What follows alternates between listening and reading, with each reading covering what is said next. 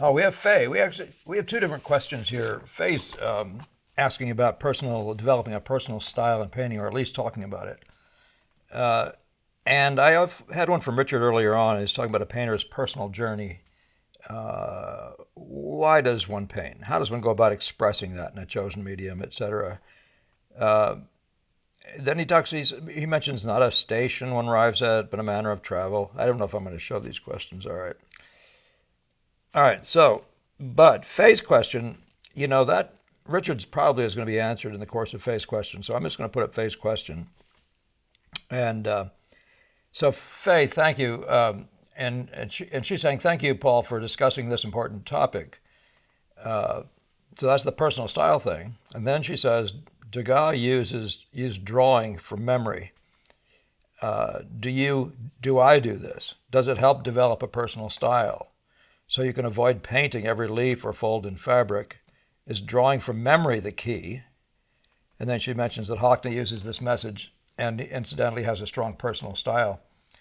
Yeah, you're actually on three different, pretty clearly different lines, Faye, in this question.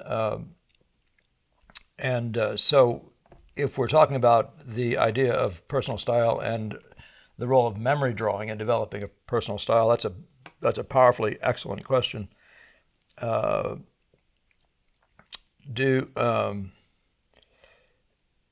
the question of developing a personal style, I think I'd rather address that. And I almost never make notes, but I wanted to make sure, at some point somebody along the way was telling me that had been finally complete in my answer to one of the questions that had come up, and I took that to heart. I really would prefer.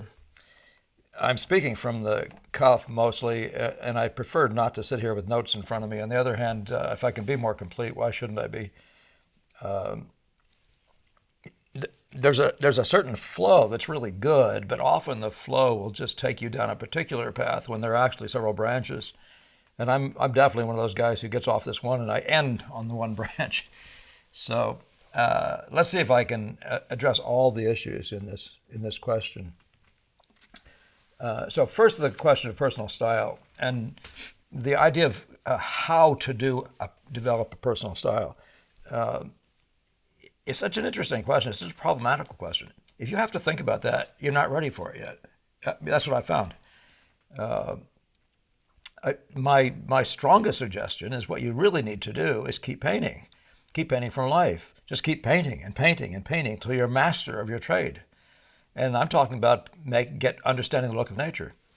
And I'm talking about be able to articulate exactly what you see with power and authority in every aspect of it, in form and in line and in color and the world of tone values and just keep painting. What happens as you go along, this is my experience, is that you simply evolve. Nobody will evolve like you. Your personal statement is your evolution. You see what I'm saying? And it's a big mercy. I mean, to sit there, and I'm so annoyed by the self-conscious attempts to make a personal style in the art schools. I mean, like, it's so off the mark. I mean, your job is to be good, right? I love. There's an old proverb. I think it was Solomon. He said, if a man is good at what he does, I forget what he says, if he's great at what he does, he's going to do it before kings. And, your job isn't to create a personal style so you'll paint before kings. Your job is to actually be good. What does it mean to be good? So that's the first point. And so I'll get a second point, though, is that the question about what are we in this for, right? Are you a servant of the arts? Or are you a self-serving person who just uses the arts to get self-glory, to get money, to get whatever? I mean, if you read very deeply at all, you're going to find that the conversation among those painters you will admire most is about how to be a servant of the arts.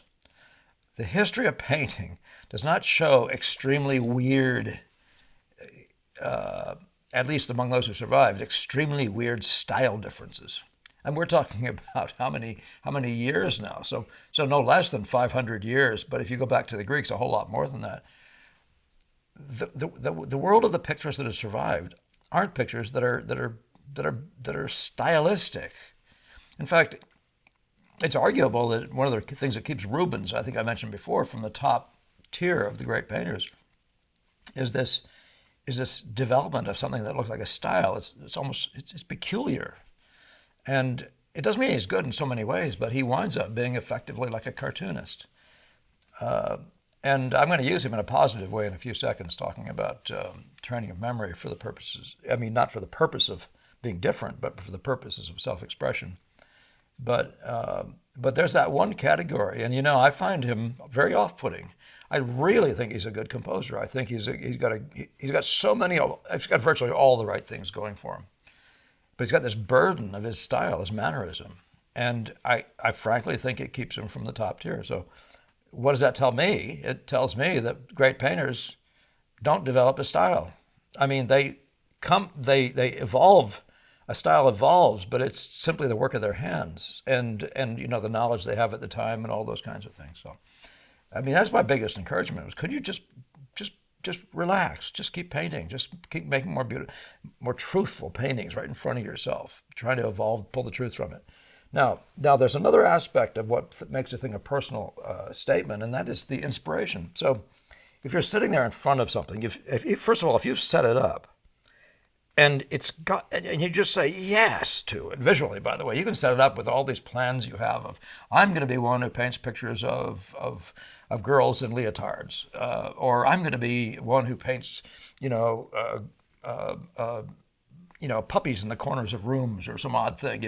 I mean, well, good luck with all that. But at the end of the day, it doesn't matter what you choose. That's the subject problem again. It doesn't matter what you choose. What matters is that you actually have set up something that has the great visual values, the great things that you value of the visual, world, the stuff of our eyes that you want to bring to the public. So this is again that servant of the arts thing. Are you there to bring?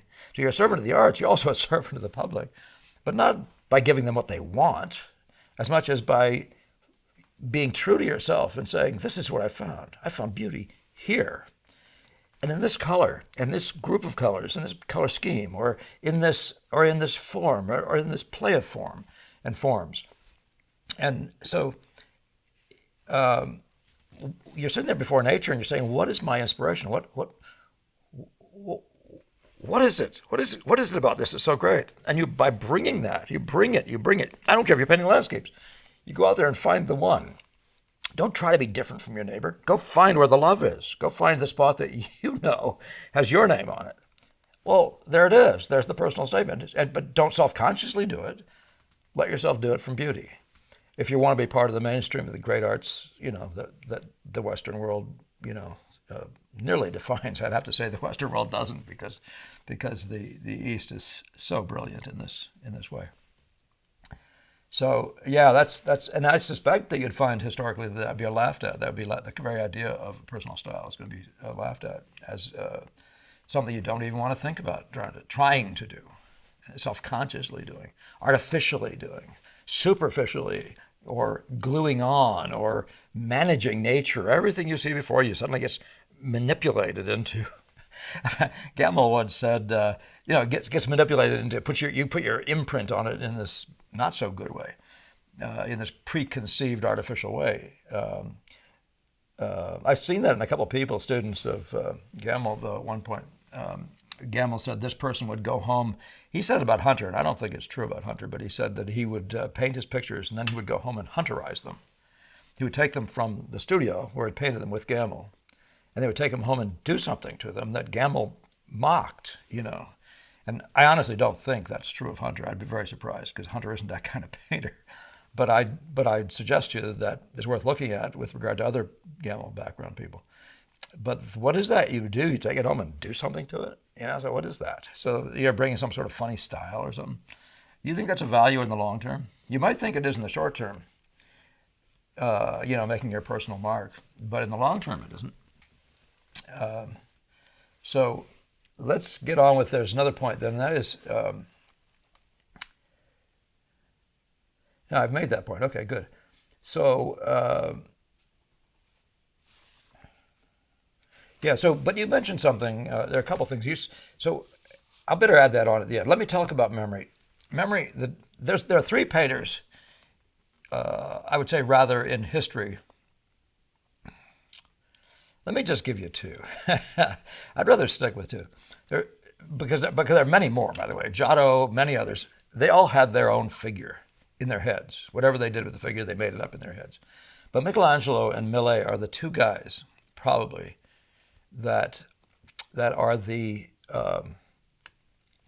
quintessential memory-based people. They've evolved their own figure, and they use that figure in all their pictures. And so and you'd say that in the case of both of them, but particularly in the case of Millet, there's a generalization that happens.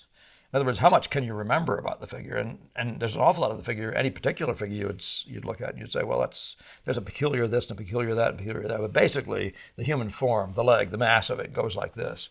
And so when you're painting out of your head and all the stuff you evolve, the entire picture that you make up, and let me again say that this is only done by people that I've seen, effectively done by people who are painting from their imagination. You know, when you're trying to make up a picture in your head, it pays to have a figure idea in your mind.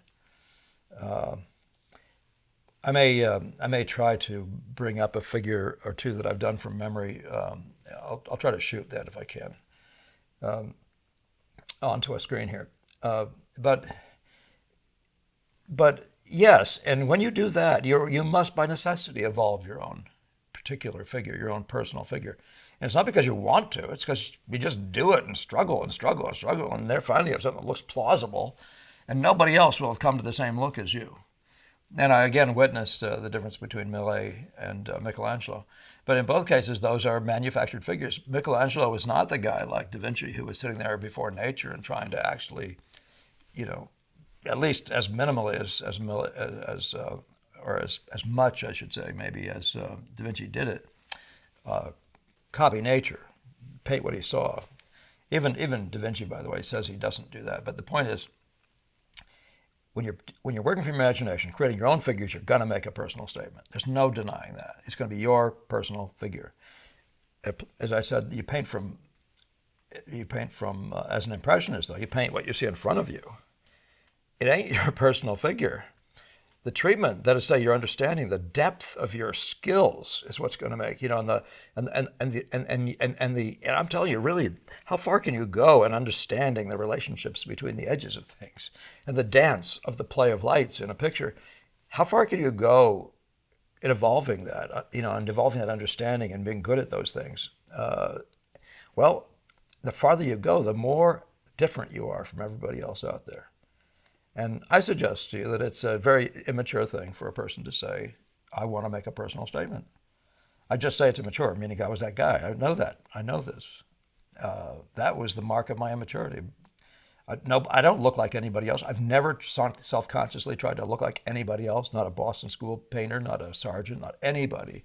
In fact, historically, my own personal life, I've despised the idea. Because I may be too proud, I guess. I just prefer my own fingerprints to 10 other people's. And so if you start doing this style thing, what are you going to base it on? Are you going to, what I suggest it'll wind up mocking you. Now, there's a last point on that one, and that is the question of avoiding, is that a way to avoiding excess, like doing all the little folds and all the little details that you wind up with in doing drapery? That's what the particular thing is mentioned. It is interesting that when you look at Leighton's work, and Leighton is very good. This is Lord Leighton in England, your country. He says, he's literally very masterful at the great forms and all that sort of stuff. And when he gets to the drapery, he does such noodling that it begins to be, somebody at one point in his own life, I believe, said this is a portrait of a dress with a woman in it. That's not a very, very happy sight, but like that. But he still wasn't that kind of guy where he was. It was like crazy because a lot of people in those days were just counting leaves, and he had that tendency too, even in his mural type stuff, to be making things. Kind of the product of that kind of thing making. But if you could avoid, if you want to avoid the fabric and the excess stuff in fabric, learn to paint in the visual order. Learn to paint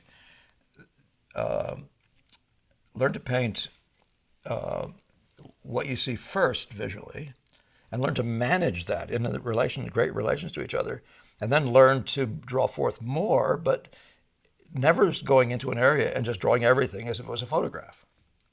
And you'll find that you don't have that problem with the leaves and folds, as you call it, of the drapery.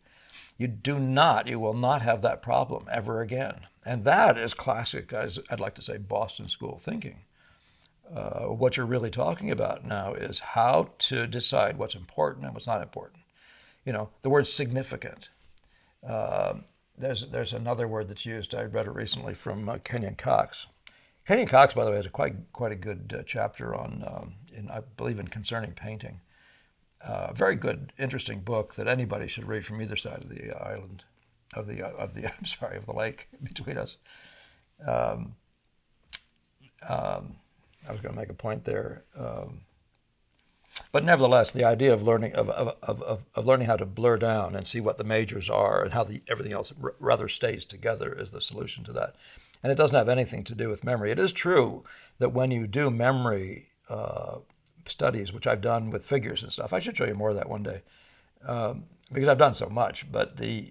What happens is you do sublimate unimportant things. In other words, you don't have the capacity to remember it all. I do these color studies of the skies in the evening. And I happened to be conveniently sitting in another vehicle rather than my car, so I was going home and just enjoying this sunset. And I memorized the elements of it, the essential elements of it. When I got home, I put that down. But I couldn't have remembered every little cloud. I mean, I might have been able to if I tried, but I didn't seek to remember those because the magic was way before that, of every little flick of every little part of the portions of the bits of the, of the skyline of the hilltop or whatever it was. So, so that's really kind of a different discussion there. Memory will do that for you a little bit, but that's if you're doing an all-encompassing memory approach, which isn't the memory figure that I'm talking about with Millet. These guys literally made up their own figures, and then they painted their own figures that they'd made up. So they're painting out of their heads. That's one kind of memory. When you do what I'm talking about, you'd be looking at, say, a photograph, and clearly Degas did that, and did look from life too.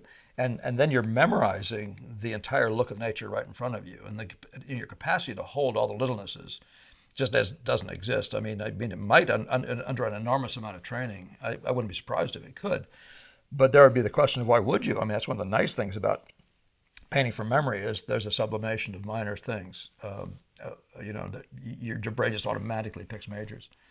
So I think I'm a little wild on this one today, but I'm going to stop at that and hope I can have been of a little bit of assistance in thinking this through. I do suggest you read widely good painters, the quotes of really good painters. Read Ang, read others. The Ang via de Mariaval by Gamel I can make available to you, but read really good painters or what they said. Don't read about them. Read what they said. It's just not useful much to read about them. I did quote Paul Valery the other day talking about, quote, what Degas had said. So that's maybe slightly different. But find quotes from good painters when they talk about these things, these important things. Servant of the arts, or other kinds of things. The importance of, why Ang says, why do you draw three little forms when you could just as easily draw one big one? I mean, that's kind of a big deal. We're talking about the little leaves and the folds in your drapery. All right, I've said enough. See you next time. Thank you, Faye. Interesting 3 questions. And I hope you keep coming at me. Share, please, subscribe. Anything else you can do, much appreciated. Take care.